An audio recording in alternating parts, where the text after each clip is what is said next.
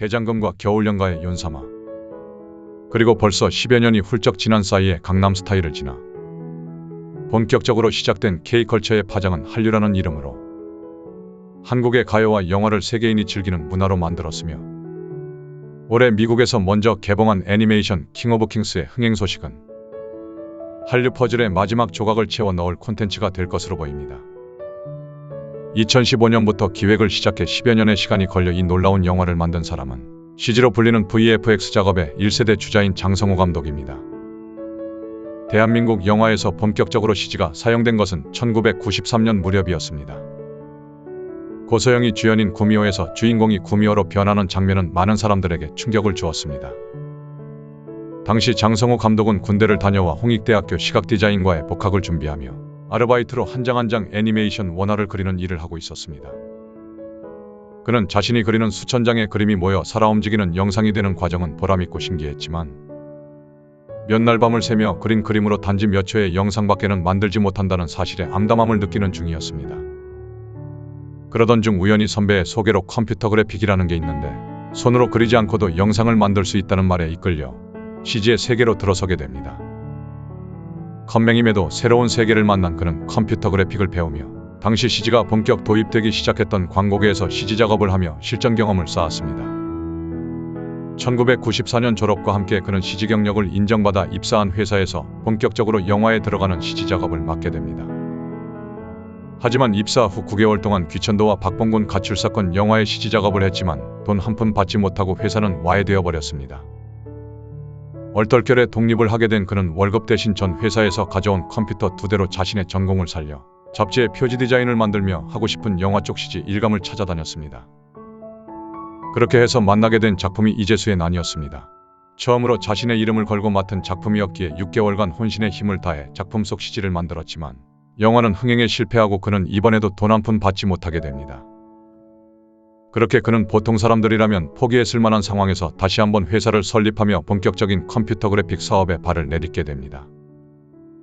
지금도 그렇지만 당시에는 CG를 만드는 사람들은 영화인이 아닌 기술인으로 취급받았습니다. 어쩌면 당연한 이야기일 수도 있지만 장성호 감독은 자신이 CG기사로 취급받는 데 대해 심한 거부감을 느꼈습니다. 장성호 감독은 자신이 CG기술자가 아닌 영화인으로 기억되길 바랐습니다. 그 배경에는 아버지가 있었습니다.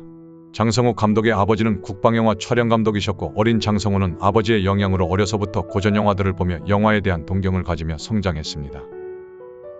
1990년대 후반으로 들어서며 CG가 본격적으로 영화 작업에 등장하게 되면서 감독들은 CG를 만능 해결사로 생각하게 됩니다. 그리고 감독들로부터 일을 받는 대부분의 CG 업체들은 감독의 요청에 대해 아무런 반박 없이 만들어 달라는 대로 CG를 만드는 하청기술자에 지나지 않았습니다. 하지만 장성호 감독은 달랐습니다. 그는 영화의 전체적인 흐름을 생각했고 그 흐름에서 CG가 영화에 자연스럽게 녹아들어 영화의 전반적인 퀄리티를 높일 수 있는 장면에만 CG가 쓰이길 원했습니다. 그래서 감독들의 CG 제작 요청을 받아도 자신의 견해를 이야기하며 어떤 부분은 실사로 촬영을 권유하기도 했습니다. 이런 그의 모습에 관심을 보인 감독이 있었습니다. 바로 화상고를 만든 김태균 감독이었습니다. 두 사람은 의기투합하게 되었고 장성호 감독은 7억 원이라는 당시로서는 작은 업체가 감당하기 어려운 빚을 내 컴퓨터 그래픽 장비를 보강하고 화상고 작업을 진행했습니다. 화상고 영화가 드디어 출시하자 대중들은 열광했습니다. 할리우드에서나 보던 사람들이 날아다니고 건물이 장풍에 부서지는 모습이 생생하게 눈앞에 펼쳐졌기 때문입니다. 특히 그는 당시로서는 획기적인 영화 전체를 디지털 색보정하는 작업을 진행해 한국 영화사에서 영화 제작 방식의 패러다임을 바꾸었다는 평가를 듣고 있습니다. 화상고 이후 대한민국의 영화계는 CG의 활용으로 시공간과 소재의 제한을 뛰어넘는 르네상스기를 맞이합니다. 장성호 감독은 이후 공동경비구역 JSA, 2009 로스트 메모리즈, 해운대, 칠광구, 명량 등 그 시대별로 한국을 대표하는 영화의 VFX 작업에 참여했습니다. 그렇게 300여 편의 영화 작업에서 VFX 특수 효과를 맡으면서 국내는 물론이고 해외의 VFX 스튜디오들과도 어깨를 나란히 하게 된 장성호 감독은 2015년 꿈꿔왔던 프로젝트 하나를 시작합니다. 자신이 아니면 완성되지 못했을 300여 편의 영화를 만들었지만 진정한 영화인으로서 자신을 대표할 작품이 없다는 사실은 그에게 언젠가는 넘어야 할 산이었기에 자신이 감독한 자신만의 작품을 만들기로 한 것입니다. 배우를 섭외한 실사영화가 아닌 모펙 스튜디오만의 역량을 총동원해 영화를 만들기 위해서 그는 애니메이션을 택했고, 막대한 VFX 제작 비용을 회수하기 위해서는 국내가 아닌 해외를 겨냥한 영화를 만들어야 했습니다.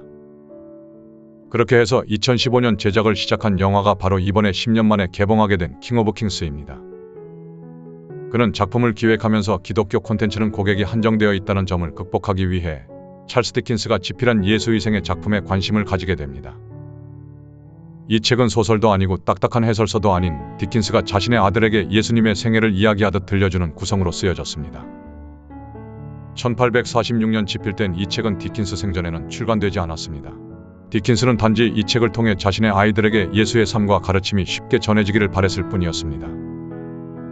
죽기 전까지도 디킨스는 이 책의 출간을 허락하지 않았고, 그의 사후인 1934년이 되어서야 그의 후손들의 동의하에 출간되어 영어권의 기독교 가정에서 어린이 성경 입문서로 자리 잡게 됩니다.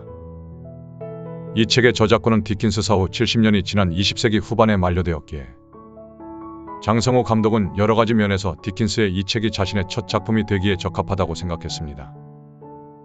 장성호 감독이 좀 더 손쉽게 일을 하기 위해서는 할리우드의 대형 회사들에게서 투자를 받는 방법이 있었지만, 그는 자신의 크리에이티브 권한과 판권을 놓치지 않기 위해 국내 자본과 기술, 인력으로 작품을 완성하기로 결심합니다.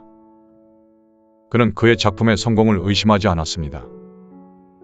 베드로가 예수님의 말대로 무리를 걷다가 파도의 두려움을 느낀 순간 물에 빠졌다는 사실과 세상에서 가장 작은 씨앗인 겨자 씨앗만한 믿음만 있어도 구원을 받는다는 사실을 그는 믿었습니다. 그리고 그 믿음은 기적을 불러일으켰습니다. 할리우드의 영화 감독이면서 아카데미와 골든글로브에서 각본상을 받은 케네스 브래너가 장성호 감독의 기획과 시나리오에 감탄하며 극중 찰스 디킨스 역을 맡아 영화를 이끌어 나가게 되자 브래너의 안목을 믿은 할리우드의 쟁쟁한 배우들이 성우로 참여하기 시작했습니다. 여기에 디즈니에서 캐스팅 디렉터로 일한 제이미 토머스는 내 인생에 한 번 쓸 카드를 이 영화에 쓰겠다는 각오로 배우들을 섭외해 우마 서먼, 벤 킹즐리, 피어스 브로스넌, 포리스트 휘터커 등 스타 배우들이 대거 영화에 참여하게 됩니다. 그리고 10년 만에 제작을 마치고 개봉한 킹 오브 킹스의 첫 주 성적은 스크린 3,200여 개를 확보해 오프닝만으로 제작비를 회수했습니다. 7월 한국 개봉을 비롯해 앞으로 전 세계적으로 영화가 개봉되면 또 어떤 새로운 K컬처의 신화가 쓰여질지 궁금해집니다. 특수효과의 불모지 한국에서 30년 넘게 한우물을 파며 자신의 가치를 높여온 장성호 감독의 다음 행보를 이제 전 세계가 주목하고 있습니다.